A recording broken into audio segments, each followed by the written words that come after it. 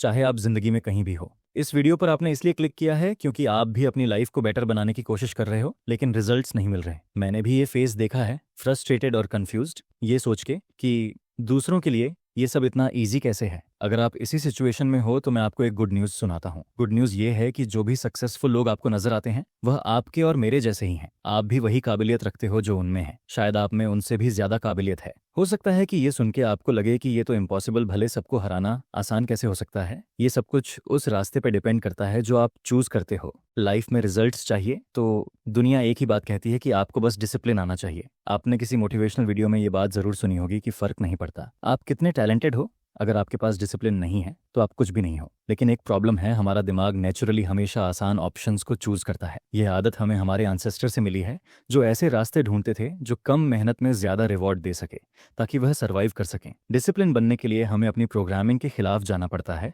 अपने इंस्टिंक्ट से लड़ना पड़ता है और डिफिकल्ट रास्ता चूज करना पड़ता है। लेकिन सोचो, अगर एक ऐसा रास्ता हो जो कम एफर्ट में भी रिजल्ट दे सके, ऐसा रास्ता है और ये आपके नेचुरल इंक्लाइन के साथ परफेक्टली अलाइन होता है, वीडियो छोड़कर मत जाना। ये नेचुरल इंक्लाइन क्या होता है ये जानकर आपके दिमाग के ताले खुल जाएंगे। हर इंसान के अंदर कुछ नेचुरल इंक्लाइंड होते हैं जो उसकी दुनिया को देखने का और रिस्पॉन्ड करने का तरीका बनाते हैं। ये वो चीजें हैं जो आप नेचुरली और एफर्टलेसली करते हो, इसे हम टैलेंट कहते हैं। जब आप अपने टैलेंट के साथ चलते हो तो आपको स्ट्रगल नहीं करना पड़ती क्योंकि ये तो आप ही हो। मैंने टॉम रथ की बुक स्ट्रेंथ फाइंडर 2.0 में कुछ ऐसी बात पढ़ी जिसने मेरी सोच को एक्सपेंड कर दिया। हर इंसान के पास अलग अलग तरीके के टैलेंट्स होते हैं। अगर आप नेचुरली क्यूरियस हो तो ये भी एक टैलेंट है, अगर आप कॉम्पिटेटिव हो तो ये भी एक टैलेंट है, और अगर आप रिस्पॉन्सिबल हो तो ये भी एक टैलेंट है। बहुत ध्यान से सुनना। एक बार इमेजिन करो, अगर आप अपने नेचुरल टैलेंट्स को प्रोडक्टिव तरीके से यूज करने लग जाओ तो आप इजीली सबको हरा सकते हो। यही वो सीक्रेट है जिससे आप सबको हरा सकते हो। इवन वो क्वालिटीज जो अक्सर नेगेटिव लगती हैं उन्हें सही तरीके से इस्तेमाल करो तो वो भी टैलेंट बन जाते हैं। जैसे अगर आप जिद्दी हो तो पर्सिस मांगने वाले काम में ये आपका टैलेंट बन सकता है। एंजाइटी भी एक टैलेंट बन सकती है अगर ये आपको प्रॉब्लम से पहले ही देखने और सॉल्यूशन प्लान करने में मदद करें। जब आप अपने टैलेंट को यूज करते हो तो कम मेहनत में भी आप बेटर रिजल्ट पाते हो, तारीफ मिलती है जो और भी अच्छा फील करवाती है, और यही मोटिवेशन बन जाता है कि आप इस एक्शन को बार बार रिपीट करो। और जैसे ही आप किसी चीज को बार बार रिपीट करते हो तो कुछ मैजिकल होता है, आप उस काम में और भी बेटर बन जाते हो। जरा सोचो, एक बच्चा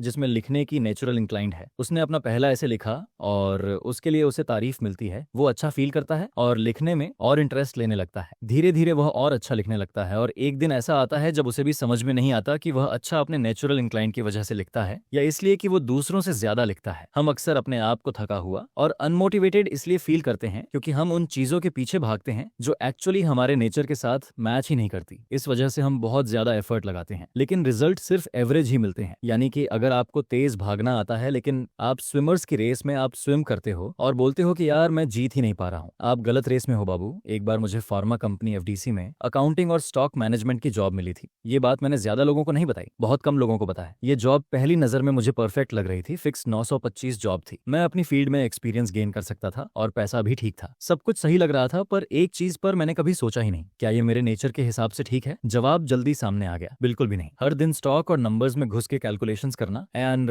वो भी मोनिटोमस तरीके से मेरे लिए नाइटमेयर बन गया था। मुझे लगता था कि अगर बस अपनी फीलिंगलेस जो दूसरों के लिए रूटीन थी मेरे लिए एक बड़ा चैलेंज बन गई थी। मैंने देखा कि मेरे कुछ कलीग्स काम में काफी एफिशिएंट और क्विक थे, वो नेचुरली ऑर्गेनाइज और डिटेल ओरिएंटेड थे, और कुछ तो इसमें कंपटीशन एंजॉय करते थे, लेकिन मेरे लिए वो एक्साइटमेंट नहीं था। मैं हमेशा से एनालिटिकल टाइप कर रहा हूँ जो अपने थॉट्स और आइडियाज के साथ टाइम स्पेंड करना पसंद करता है। मुझे ऐसा रास्ता चाहिए था जिसमें मैं अपनी लॉजिकल और एनालिटिकल स्किल्स को ट्रूली यूटिलाइज कर सकूं। सच तो ये है कि डिसिप्लिन आपको दूर ले जा सकता है, पर अगर वो आपके नेचुरल इंक्लाइंड के अगेंस्ट है तो वो जर्नी बहुत मुश्किल और थका देने वाली हो जाती है। सचिन तेंदुलकर का एग्जाम्पल ले लो, जो अपनी छोटी हाइट के बावजूद क्रिकेट के भगवान बन गए। अपनी डिटर्मिनेशन और मुश्किलों से जीतने की एबिलिटी के लिए वो एक सिंबल बन गए। लेकिन चाहे वह कितने भी महान क्रिकेटर क्यों ना हो, अपनी हाइट की वजह से उन्हें हर दिन दूसरे प्लेयर से ज्यादा मेहनत करनी पड़ती थी। मैं ये नहीं कह रहा हूँ कि डिसिप्लिन इंपॉर्टेंट नहीं है, हार्ड वर्क और प्रैक्टिस तो ग्रेट रिजल्ट के लिए जरूरी है ही, पर मेरे कहने का मतलब यह है कि अगर आप अपनी स्ट्रेंथ के हिसाब से एक रास्ता चूज करते हो तो डिसिप्लिन ऑटोमेटिक आसान हो जाता है। स्कूल में तो हमें हर सब्जेक्ट के लिए ग्रेड्स दिए जाते थे, फिर चाहे वह हमारा वीके सब्जेक्ट ही क्यों ना हो। लेकिन रियल लाइफ में हम ये चूज कर सकते हैं कि हमें कौन से टेस्ट दिन है। दूसरों से जीतने का सीक्रेट यही है कि